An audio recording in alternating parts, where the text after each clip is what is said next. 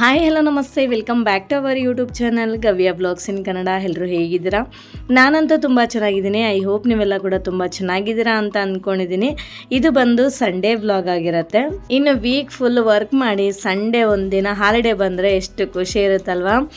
So ನನಗೂ ಹಂಗೆ ಆಗಿಬಿಟ್ಟಿದೆ. ಸೊ 1 ಮಂತ್ ಫುಲ್ಲು ವರ್ಕ್ ಮಾಡಿ ರಿಯಲಿ ತುಂಬ ಅಂದರೆ ತುಂಬ ಟಯರ್ಡ್ ಆಗಿಬಿಟ್ಟಿದ್ದೀನಿ.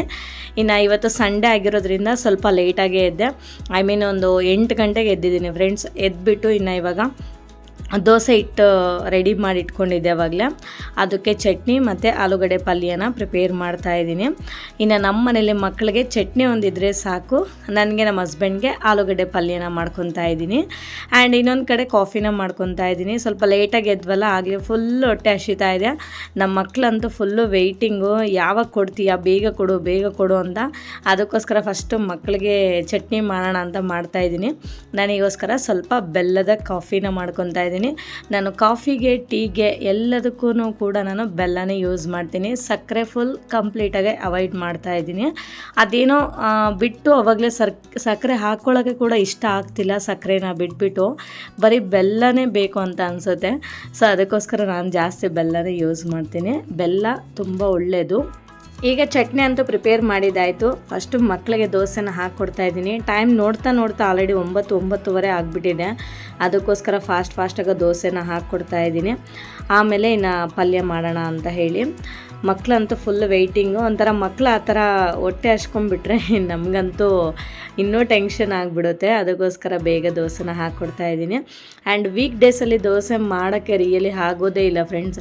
ಅದರಲ್ಲಿ ದೋಸೆ ಅಂದ್ರೇ ಬಿಸಿ ಕೇಳ್ತಾರೆ. ಮಕ್ಕಳು ಕೂಡ ಈವನ್ ನಮ್ಮ ಮನೇಲಿ ಬಿಸಿ ದೋಸೆ ರೋಸ್ಟಾಗೆ ಬೇಕು ಅಂತ ಕೇಳ್ತಾರೆ. ಅದಕ್ಕೋಸ್ಕರ ವೀಕ್ ಡೇಸಲ್ಲಿ ನಾನು ದೋಸೆ ಮಾಡೋಕ್ಕೆ ಹೋಗೋದಿಲ್ಲ. ಆ್ಯಂಡ್ ವೀಕೆಂಡಲ್ಲಿ ಮಾತ್ರ ನಾನು ದೋಸೆನ ಮಾಡ್ತೀನಿ. ಇವತ್ತು ಸಂಡೇ ಅಲ್ವಾ, ಅದಕ್ಕೆ ಮಾಡ್ತಿದ್ದೀನಿ. ಮಕ್ಕಳಿಗೆ ದೋಸೆನ ಹಾಕ್ಕೊಡ್ತಾಯಿದ್ದೀನಿ. ನಮ್ಮ ಮಕ್ಕಳು ತಿಂತಾ ಇದ್ದಾರೆ, ನಾನು ದೋಸೆನ ಹಾಕ್ಕೊಡ್ತಾಯಿದ್ದೀನಿ. ಈ ಥರ ತಿಂತಾ ಇದ್ದರೆ ಹಾಕ್ಕೊಡ್ತಾ ಇರಬೇಕು. ಈ ಮಕ್ಕಳಿಗೆ ಹಾಕಬೇಕಾದ್ರೆ ಸ್ವಲ್ಪ ಸ್ಲೋಗಿ ಹಾಕ್ತೀನಿ. ಫ್ಲೇಮ್ನ ಸಿಮ್ಮಲ್ಲಿಟ್ಟು ಸ್ವಲ್ಪ ರೋಸ್ಟಾಗೆ ಮಾಡಿಕೊಡ್ತೀನಿ. ಈಗ ಆಲೂಗಡ್ಡೆ ಪಲ್ಯನ ಮಾಡ್ಕೊತಾ ಇದ್ದೀನಿ. ಆಲೂಗಡ್ಡೆನ ಆಲ್ರೆಡಿ ಬೇಯಿಸಿ ಮ್ಯಾಶ್ ಮಾಡಿ ಇಟ್ಕೊಂಡಿದ್ದೀನಿ. ಕಡಾಯಿಗೆ ಸ್ವಲ್ಪ ಎಣ್ಣೆ ಹಾಕಿ, ಎಣ್ಣೆ ಬಿಸಿ ಆದಮೇಲೆ ಸಾಸಿವೆ, ಜೀರಿಗೆ ಎಲ್ಲ ಹಾಕ್ಕೊಂಡು, ಆಮೇಲೆ ಸ್ವಲ್ಪ ಆನಿಯನ್ಸು, ಹಸಿಮೆಣ್ಸಿನ್ಕಾಯಿ, ಕರಿಬೇವು ಎಲ್ಲ ಹಾಕ್ಕೊಂಡು ಚೆನ್ನಾಗಿ ಫ್ರೈ ಮಾಡ್ಕೊತೀನಿ. ಆನಿಯನ್ಸ್ ಎಲ್ಲ ಫ್ರೈ ಆದಮೇಲೆ ಇಲ್ಲಿ ಸ್ವಲ್ಪ ಅರಿಶಿನ ಮತ್ತು ಸ್ವಲ್ಪ ಕೊತ್ತಂಬರಿನ ಕೂಡ ಹಾಕ್ಕೊಂಡು ಚೆನ್ನಾಗಿ ಫ್ರೈ ಮಾಡ್ಕೊಳ್ಳೋಣ. ಆನಿಯನ್ಸ್ ಫ್ರೈ ಆಗಬೇಕಾದ್ರೇ ಸಾಲ್ಟ್ ಎಲ್ಲ ಹಾಕ್ಕೊಂಡು ಫ್ರೈ ಮಾಡಿಕೊಂಡ್ರೆ ಆನಿಯನ್ಸ್ ಬೇಗನೆ ಫ್ರೈ ಆಗುತ್ತೆ.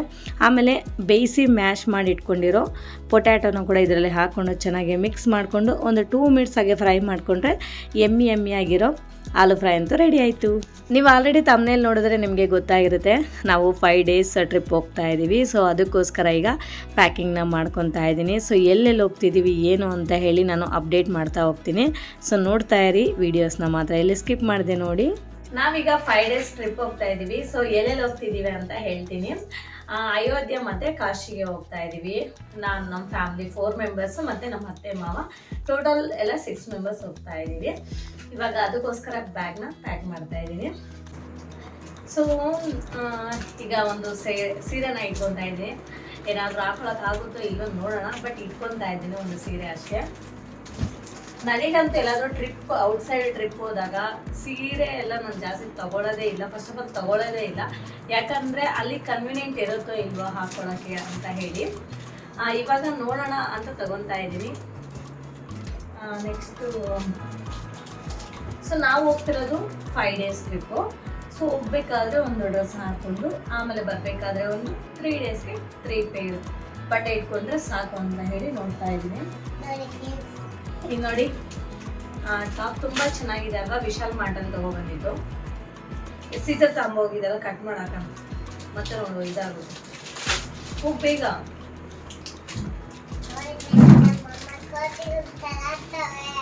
ನೋಡಿ. ನಮ್ಮ ಗವಿ ಏನು ಹೇಳ್ತಿದ್ದಲ್ಲ, ಕೋತಿಗಳ ಥರ ಆಡ್ತಿದ್ದೀನಿ ಅಂತ.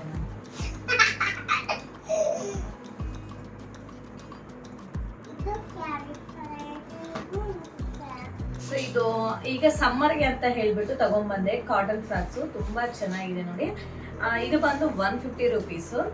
ವಿಶಾಲ್ ಮಾರ್ಟಲ್ಲಿ ತೊಗೊಂಡ್ಬಂದೆ ನಾನು. ಗವಿಗೆ ಇಬ್ರಿಗೂ ಸೇರಿ ಸೇಮ್ ಕಲರೇ ತೊಗೊಬಂದೆ. ಆ್ಯಂಡ್ ಆ ಕಡೆ ಬಿಸಿಲೆಲ್ಲ ಜಾಸ್ತಿ ಇರುತ್ತೆ ಅಂತ ಹೇಳಿ ಈ ಥರ ಬಟ್ಟೆಗಳನ್ನ ತಂದಿದ್ದೀನಿ. ಸೌಂಡ್ ಮಾಡಬೇಡ ನಮಗೆ.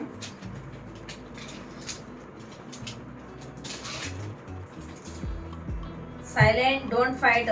ನಮ್ಮ ಮಕ್ಳಂತೂ ಯಾವಾಗಲೂ ಫೈಟ್ ಮಾಡ್ತಾನೆ ಇರ್ತಾರೆ ನೋಡಿ, ಇವಾಗಲೂ ಫೈಟ್ ಮಾಡ್ತಾನೆ ಇದ್ದಾರೆ. ಏನು ಮಾಡೋದು?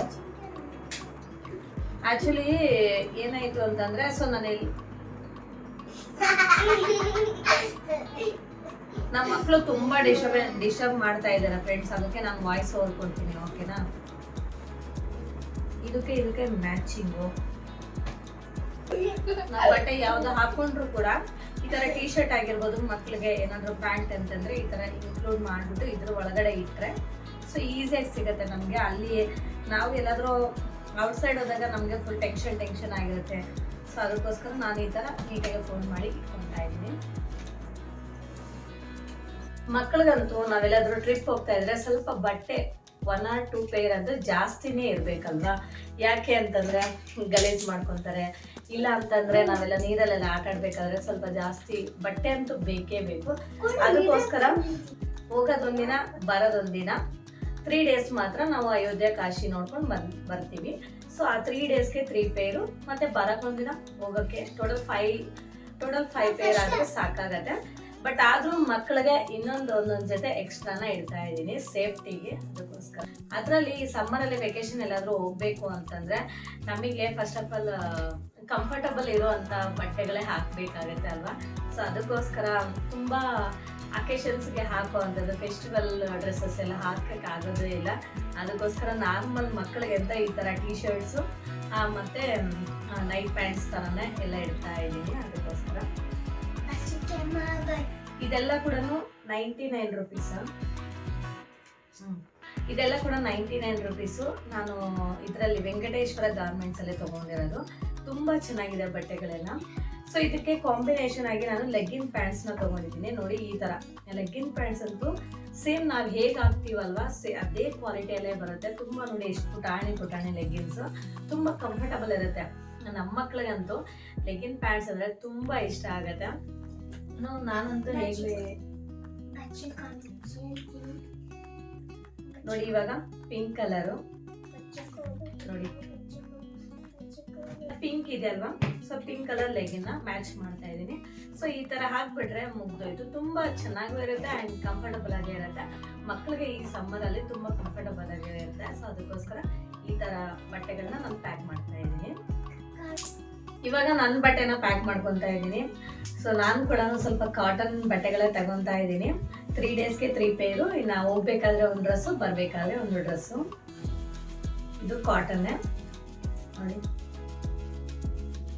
ಇದು 3 ಪೀಸ್ ಸೆಟ್ಟು. ಎಲ್ಲಿ ತಗೊಂಡಿದ್ದು ನಾನು? ಇದು 3 ಪೀಸ್ ಸೆಟ್ಟು ನಾರ್ಮಲ್ ಶಾಪಲ್ಲೇ ತಗೊಂಡಿರೋದು. 550 ರುಪೀಸ್ ಏನೋ. ತುಂಬ ಚೆನ್ನಾಗಿದೆ.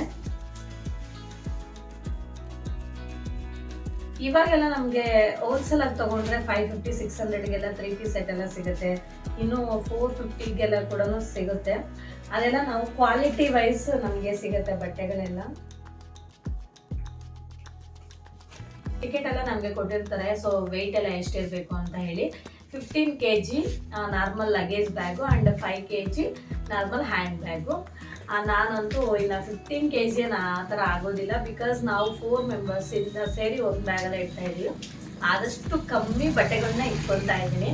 ಬಿಕಾಸ್ ಅಲ್ಲೆಲ್ಲ ನಾವು ಹೊತ್ಕೊಂಡು ತಿರ್ಗೋಕ್ಕಾಗಲ್ವಲ್ಲ. ಸೊ ಹಾಗಾಗಿ ಇಷ್ಟೇ ಫ್ರೆಂಡ್ಸ್ ಇವತ್ತಿನ ವ್ಲಾಗ್. ಈ ವ್ಲಾಗ್ ನಿಮ್ಗೆ ಇಷ್ಟ ಆಗಿದ್ರೆ ಪ್ಲೀಸ್ ಒಂದು ಲೈಕ್ ಮಾಡಿ, ಶೇರ್ ಮಾಡಿ, ವಿಡಿಯೋ ಹೇಗಿದೆ ಅಂತ ಒಂದು ಕಾಮೆಂಟ್ ಮಾಡಿ ಆ್ಯಂಡ್ ದಯವಿಟ್ಟು ಸಬ್ಸ್ಕ್ರೈಬ್ ಮಾಡ್ಕೊಳ್ಳೋದನ್ನು ಮಾತ್ರ ಮರಿಬೇಡಿ. Okay, thank you for watching. See you in the next vlog.